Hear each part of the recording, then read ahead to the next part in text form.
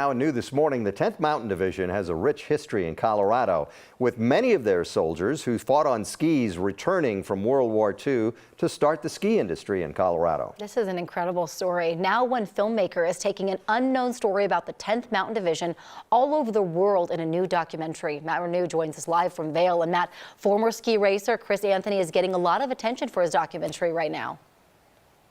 He is, Corey and Gary. Good morning. That film winning all sorts of awards. Now he's taking it all over the world so he can do screenings in person.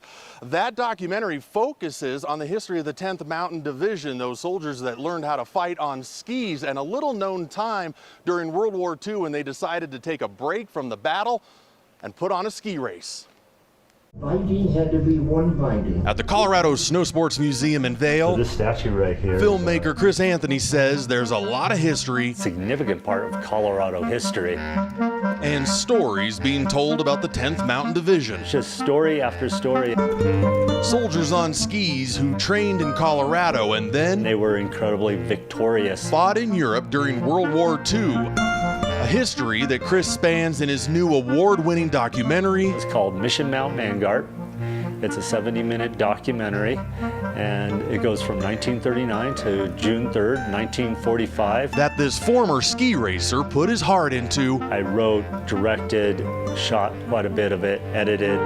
By showing the heart of skiing and a little-known time when the 10th put down their guns so they could compete in a ski race. What type of characters would be during wartime decide all of a sudden that they're going to have a ski race on the equipment that they captured from the Germans? The documentary was filmed in Italy. Indian Mountain Troop. And even Michaela Schifrin has a cameo. Michaela became very infatuated with Deborah Bankhart's story and the role that she played. All in a film Chris says shows how the love of skiing. They went back to what brought them smiles and brought them happiness. Can be more powerful than even war. It's just such a magical thing.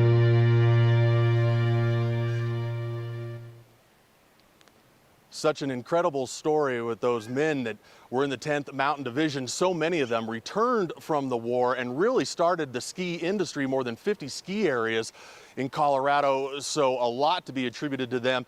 This film also raises money for the Chris Anthony Youth Initiative, which raises money to help kids get better education opportunities.